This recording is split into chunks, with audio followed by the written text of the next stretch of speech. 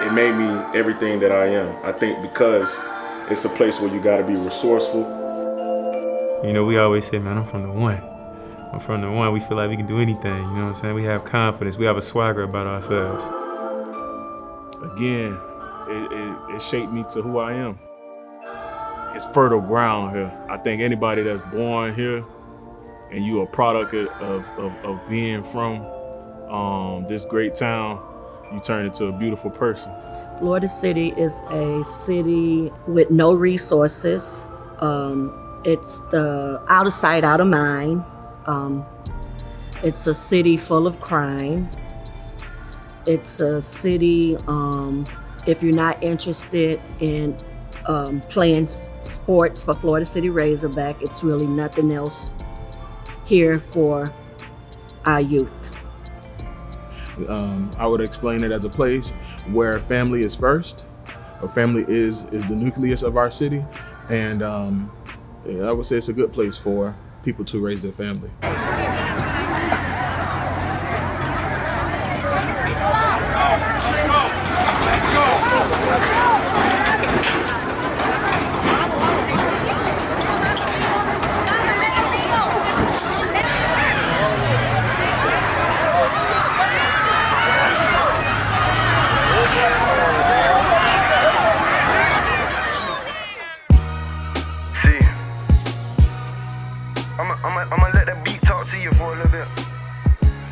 Everything that I am is because of Florida City. You know I'm feeling myself cause I got them boys in this bitch with me, you heard me? Before I let you feel me, you heard me?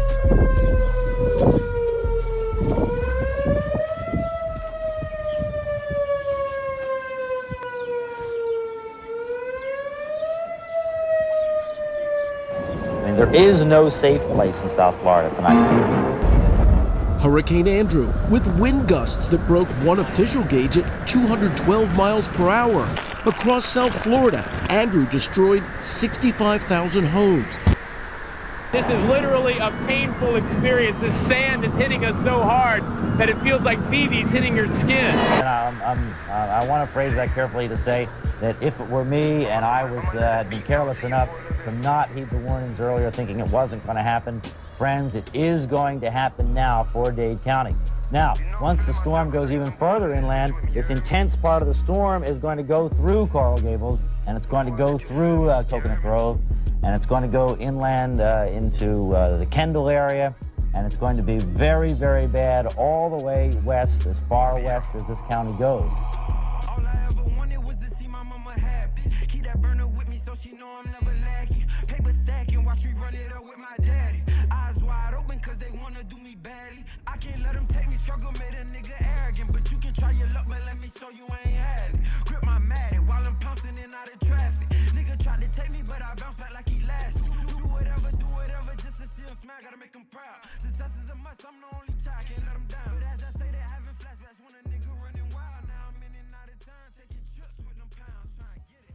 I think I read somewhere, and I can't quote it, where I read it or if I just heard it, but I believe prior to 1992, Florida City was listed maybe as the poorest city in the United States. However, someone just said to me yesterday that 1994, we became the 6th poorest city in the United States.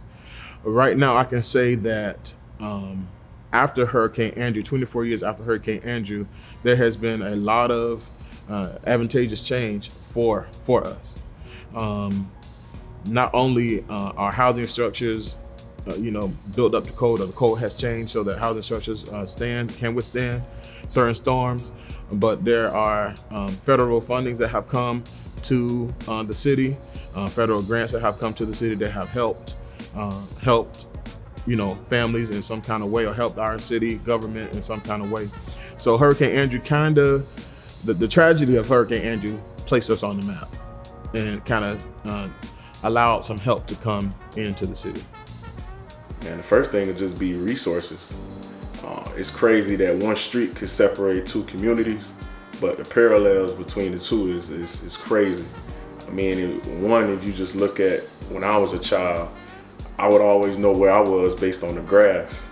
I don't know why it sounds corny, but Florida City, you know, our grass just looked more dry, you know, in comparison to Homestead, you know, in terms of maintenance. Like, everything was cut, everything was refined, but Florida City was just, you know, I guess, messed up, so to speak. Well, I think it,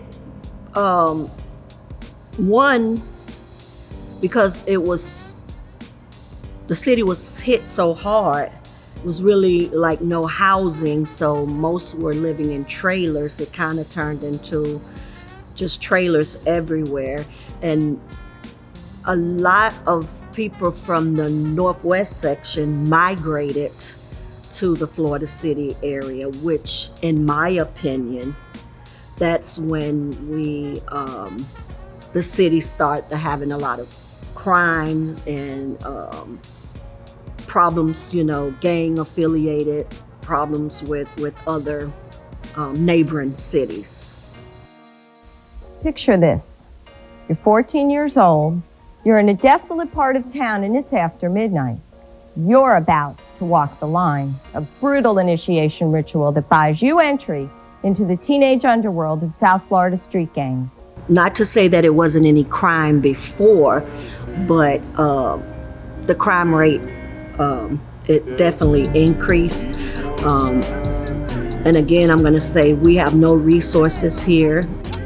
Man, growing up in Florida City was, you know, at the time when I was actually, you know, going through everything, I didn't see anything wrong with it. But man, they were pretty challenging times, man. I was blessed and fortunate to have both my parents in my life. They, you know, they kept me and my brother on the straight path. But at the same time, I also seen the good and the bad, you know, and I knew early on, you know, that I wanted to walk a straight path and make sure I made my family proud. I mean, growing up here, I want to say it was hard because most people would make Florida City out to be this bad place, but when you from here, you know everybody can't be from here, so you can't expect everybody to be from here. But I feel like life growing up here, man, made me the person who I am today. Everything I got going on.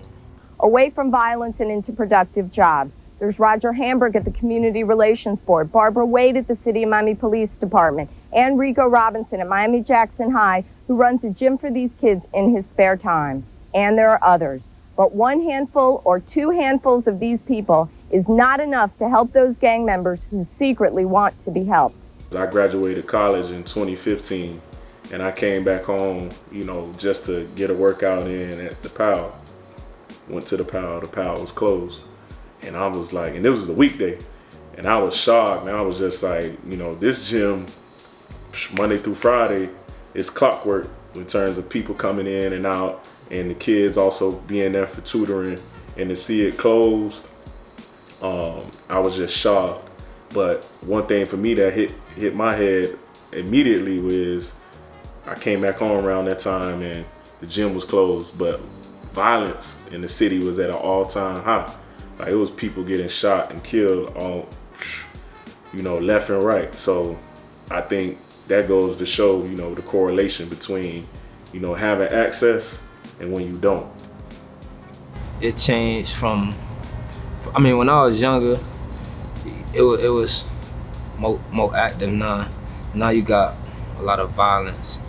But as a community, as us getting older, we're gonna have to take heed and try to change that and get it back to how we had it back when I was on the park or when I was younger. The more outlets to get the kids and find ways to get them out of Florida City. Wow, that's a great question. The City of Homestead has gone through a lot of transition. When I first moved here, very, very small. Matter of fact, my graduating class at Southdade was like 256 students.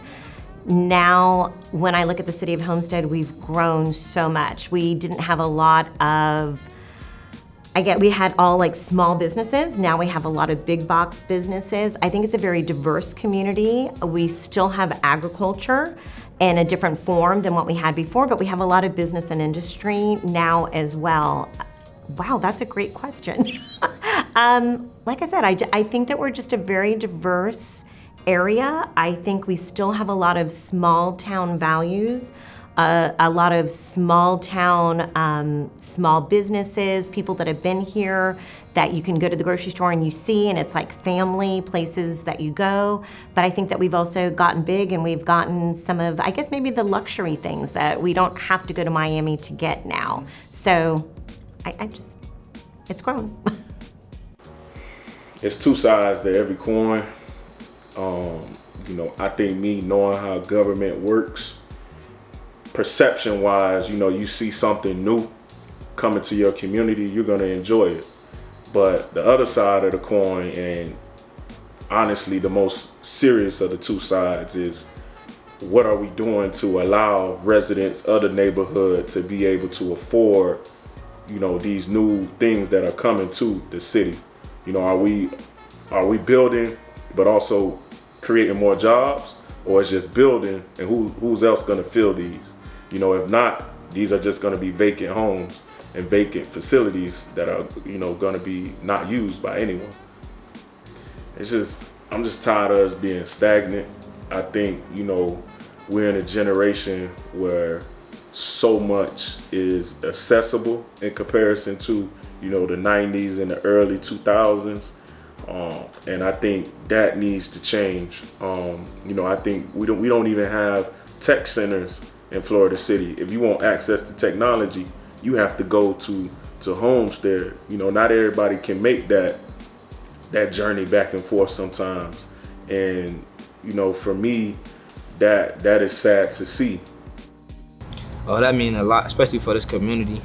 Homestead and South Dade always been a big rivalry, even though I never beat them boys, but it always been a good rivalry for the community. I think that they both, it's that hometown rivalry. We call it the battle for Lucy Street. That's what it's been called for years. And I think that it's a lot of school pride, I think, on both sides. You talk to people that went to Homestead, or, and they're like, oh yeah, I'm a Bronco. And those that went to South Dade, yeah, we're Buccaneers. And I think that it's a friendly rivalry in a sense. Maybe sometimes it's not so friendly, but I think that, again, it kind of gives us that talking point, because we can say, okay, there's that rivalry, but yet there's still that level of respect for one another, because we've all had our ups and downs. And like I said, with that rivalry, you never know who's gonna win that game. It doesn't matter who's having a good year or bad year. It's always gonna be hometown rivalry and hometown bragging rights. When you just look at the line, you had to pick a side. Even when, playing sports, like I did, most of the time, anybody from Homestead, it was like, oh man, you from the other side, or you from Florida City, you from this side. So it forced you to pick a side very early. But, as we got older and, got to high school, that sort of just changed a little bit, so. When I graduated from college and I came home and started working for the school system, I was very disappointed when I walked in the doors of Homestead Senior. And I'm like, oh my God, from here, when I was at Homestead to now, it was a totally different school. It was gang infested. It was, I'm starting to see Homestead, not just because we are winning football, I'm starting to see the school it was when I was a student there. We're bringing back magnet programs, a veterinarian program, hospitality and tourism. We have one of the best nursing programs at Homestead Senior High. The spirit is coming back. That was another thing. I know when I was a student at Homestead Senior, the pep rallies and everything on Fridays, it was like, back when I first started at Homestead Senior, it's game day and you barely saw students walking around with, their spirit shirts on or anything. Now, for instance, tomorrow, I'm gonna walk in the hall in the morning, the band's gonna be playing, the cheerleaders are gonna be cheering as the students are going to their classes, and you're gonna see orange and blue everywhere. As far as the football game goes tomorrow, are you riding with the Bucks?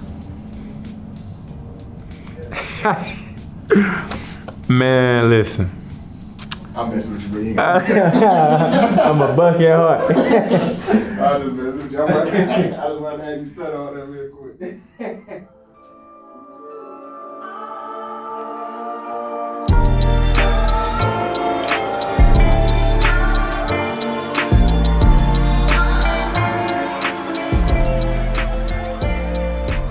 don't know if you know, it's called the Battle of Lucy Street, and it's actually a trophy.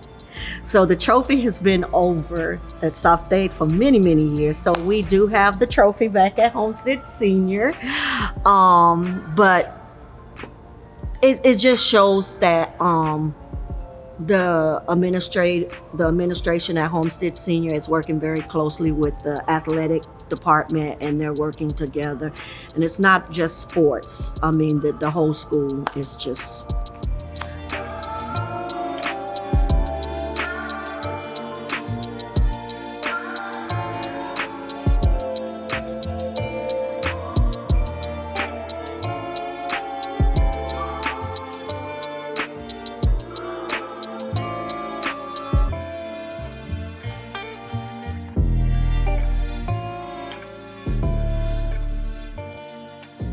I grew up in Florida City, so it was very different during that time.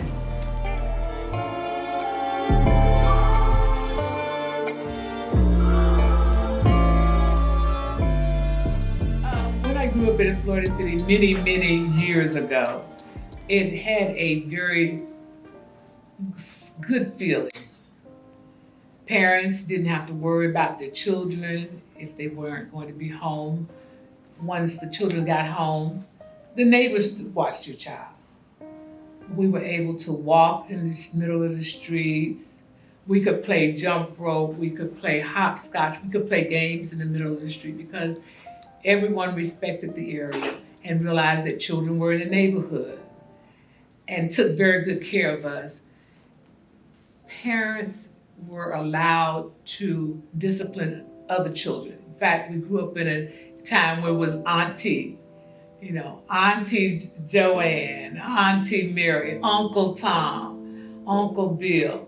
Those were the times that we were more like a family, and everybody knew everybody. So it was a very good time. I enjoyed growing up in Florida City. We could leave our windows open and nobody would come in. You could leave the car doors unlocked. And it was just a totally different time from what it is now growing up in society. We had that freedom, and we, as a child, you need that freedom. When I grew up in Florida City and Homestead area, we went to segregated schools.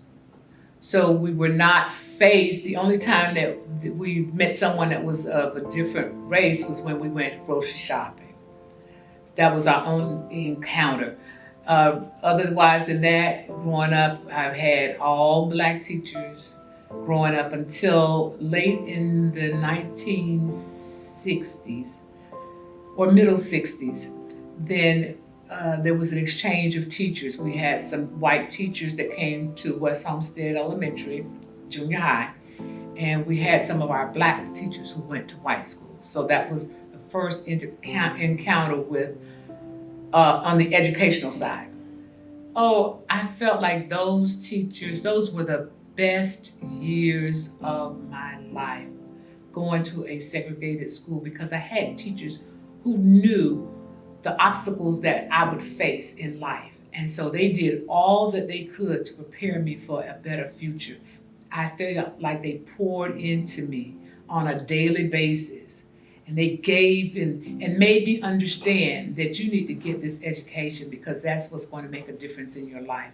So it didn't matter whether they were male or female, they were all concerned about us. And they saw us as individuals.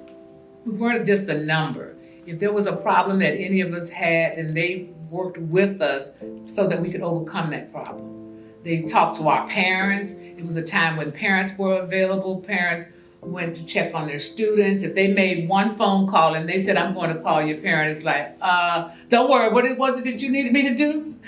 I don't want you to call my parents. So there was a connection to the home as well as the school. Ended up at South-Dade. And not all, there were, I don't know, about 50 of us that first year, because we were the first year of ninth graders at Homestead Middle. It was during that time still Homestead Junior High School. And we went to South-Dade. Well, those 60, was maybe about 60 students there, Black students there, out of about 1,000 whites, and those 60 were spread out. So we went to classes, and in most classes, we were the only black child in the classroom. And you know, it was hard. There were some white students who, you know, treated us like we were equals. You're a student, I'm a student, and the only thing that separates us is that color of your skin. So but it was still painful. It was not really fun. Like you look forward to the purpose of going to school is to get your education. That's the bottom line. But you still want to have fun, you want to be able to participate in activities, and it was difficult. By the time I got to 12th grade, the summer of 1969, there was a federal law that said all schools had to be integrated. So what that meant that Mays Senior High, junior senior high school, was no longer going to be a junior senior high school. It would become a junior high school, which meant that all those students all had to go to another school. And that other school, if they lived from Goulds down to Florida City, that school was South Dade. So for my 12th grade year, there were more black students. Now that was like nice, yes. Because when I sat in a class, more than likely there was at least one other black student. And it had that bond. You know, you felt like you were bonded to somebody. Even though you might not have sat next to each other, you felt like, okay, I'm not in this class of 30 all by myself. And it was a trying time. In October, about a football season, you know, they had the election, and of course it's homecoming time, and they voted. There were 17 homerooms, and each homeroom was able to select 3 young ladies to participate in the homecoming court. And I was one of those 17 girls that were selected, but 51. It started off as 51, and then, so I was one of those 51. Then the number was dwindled down to 17, and the entire student body voted on that homecoming day for 5, and I was one of those 5. Wow. And we had no idea who it would be. Went to the football game that night. 5 young ladies and escorts stood on the court, and I heard my name called, Rosalind. Oh my gosh. It was like, felt like I was dreaming. They called my name. I am the homecoming queen for South Dade. By the way, we had talked about over the years the nickname was the Rebels. The colors were blue and gray. The fight song was Dixie. So they had this whole Confederate theme for the school. And it was like, so how could I come out of that environment and become the homecoming queen? I was elected to represent the entire school, you know, but more than likely, most blacks, if not all blacks, made the choice for me. I was so happy that Friday night, the telephone was ringing. I mean, there were calls from everywhere. I received calls from the radio stations. It was just a happy time. I mean, everybody, we were just so elated. It was just like, wow. Monday morning, on my way to the school, we were riding the bus, and we were coming on Biscayne Drive. And as we made that left-hand turn onto the school, in front of the school, we could see that the walls had been painted.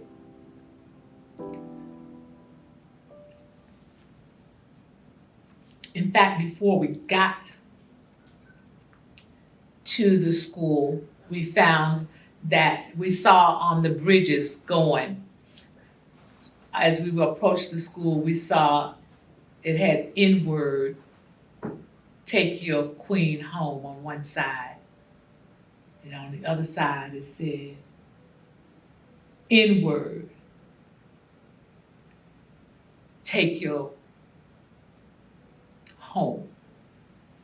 Then we turned the corner, the walls had been painted.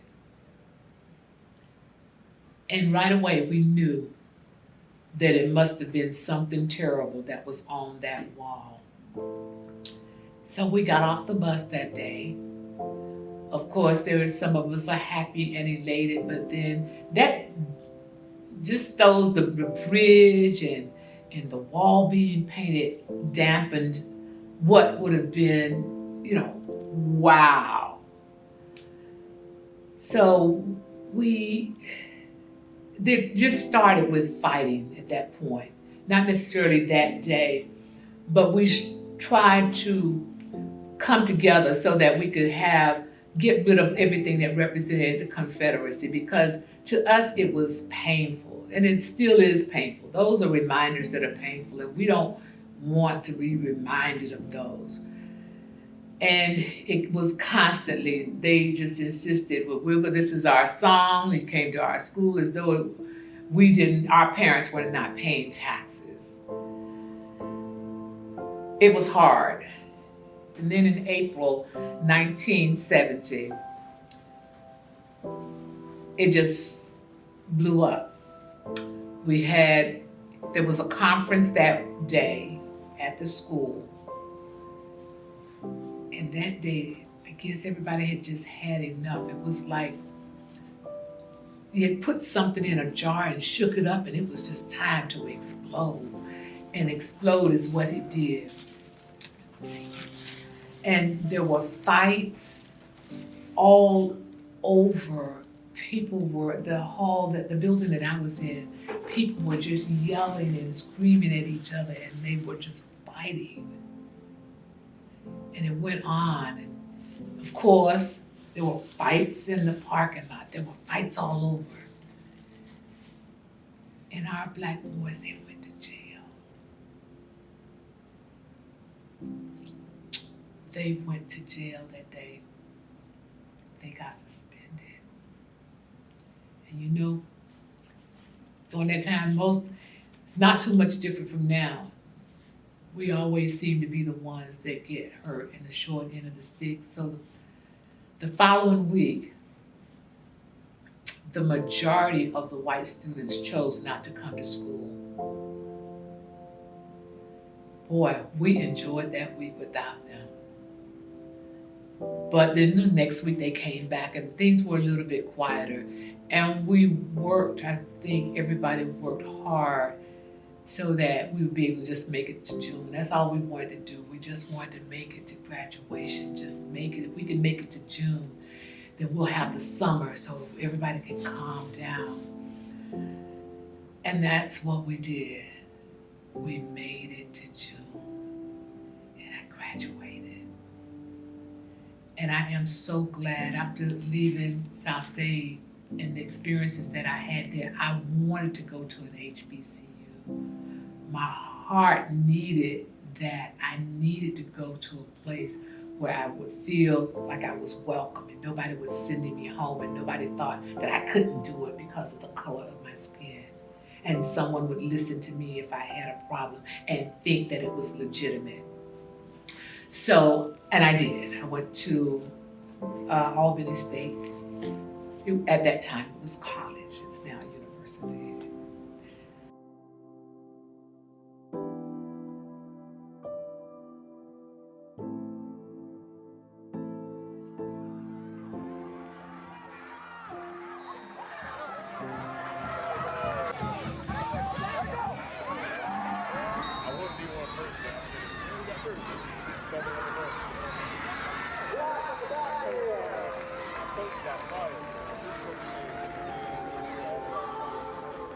It's probably going to continue to play a role until the very end. Yeah, I'm proud to say my father-in-law and mother-in-law were in the first graduating class. I graduated in '85, and then all three of my kids went to school there.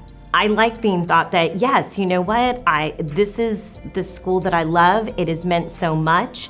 There's so many of us that went to South Dade that now teach there. And I love that fact. I love the fact that when I'm out in the community, I see parents, I see students, and students that I had before, future students, and that I'm able to do that. It brings joy, to me to see teachers that grew up in Florida City or grew up in Homestead but spent most of their time in Florida City because they have relatives in Florida City to work in the local schools. We have judges, the Andrews. We have, of course, teachers, administrators that I've attended school with, that I work with in the school system. That's proud. They're proud to say, "Yeah, I'm from Florida City." I honestly think we could do more. We can, but again, we're never asked. Maybe the city can have some type of function, bring us out and give us that opportunity to be involved with the kids here in Florida City. Some kids are self-driven by themselves, but a lot of times it's driven by their family members to get out of wherever they live, to better themselves, make more money, to play pro football or play what other athlete is. But as you know, there's more money in college scholarships for academics than any other sport. But there is a lot of pressure for them to get out and make it to the pros. And unfortunately, the odds aren't in their favor, so it's more important to get a college degree and get a job. I just want to figure out a way to give back. And I know the business side of sports is not something too many of us know. And I felt like that's a bridge that needed to be crossed. And if I had to take it on my own, I was going to do it. And crossing that bridge, I'm making sure I'm coming back, just to teach everybody to understand that there's more to this game than just scoring touchdowns or ducking the ball. Like, you need to know, who's on your management team, who's your lawyer, taxes, how to read a contract, things like that. One, just education. I think if you can teach a man how to fish, he can live for a lifetime. So, I know I can't reach everybody. At the end of the day, you got to walk your walk. But, if I can educate you a little bit on, how to read a contract, what's a will, what's a trust, via tools like that, you'll be just fine, because you'll be able to, one, equip yourself, but also then go and empower and equip the next person. No. But when I was younger, that's what I thought. But I had to go older to realize football ain't the only way out, or the only way to be rich, or the only way to get money. So to the young people that's gonna eventually watch this, just find different ways, see different things that you would like, or that you wanna accomplish growing up, and just don't make sports in general, not even just football, don't make sports just one thing that you lock into. There's plenty of ways to be successful, plenty of ways to get money, plenty of ways to reach out and meet new people. Youth football, youth baseball, youth anything brings all communities together. Any sport, youth football, youth baseball, youth basketball, brings every city, every community into one. And if it's in a city, it brings that tight little community together, because all cheering together, supporting each other. So yes, it helps all communities. I think me, imagine not having an example of what you wanted to be. What do you look towards to? 28 years of life. I never would have expected, to be where I am right now. But it's a story of resilience, because obstacles after obstacle after obstacle, I overcame my circumstances. I think the biggest one most recently for me would just be, my process to become an attorney. I never knew what an attorney was except on the other side of the bench. That's a great question. I don't think the location of the park makes a difference to anything. There's areas throughout Dade County that the park is beaten up, the poles are broken, the poles are bent, the fields are not lined. It doesn't matter. It's still part of their community. People understand that is their community. So whether they have a beautiful field or not a beautiful field, that is their community, and I think it makes them stronger inside and make them better people. You gotta be tough. to grow up in a world like this, you gotta have a good focus and a good mindset coming from this area. Just because simple fact, it's a lot of things going around. But if you want to make it and make something good of yourself, you gotta push through those tough moments and go to what you want.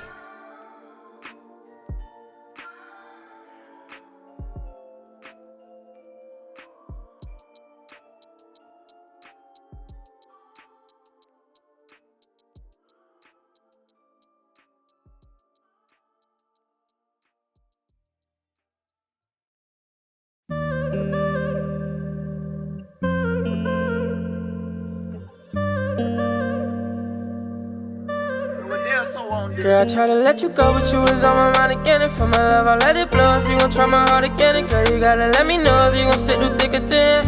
Yeah, cause I can't do this shit again. Your love so toxic, your love so toxic, girl. Your love so toxic, your love so toxic, girl. Always blowing on my phone, wondering where I'm at. And I would never cheat on you, we both done had it bad. And you will never need my love, cause trust is where I'm at. And I will never leave you alone, you got my heart attached. And we done had our ups and downs, just like a roller coaster. And if you ever felt some pain, I'd always hold you closer. And we gon' go through this together like an alimony.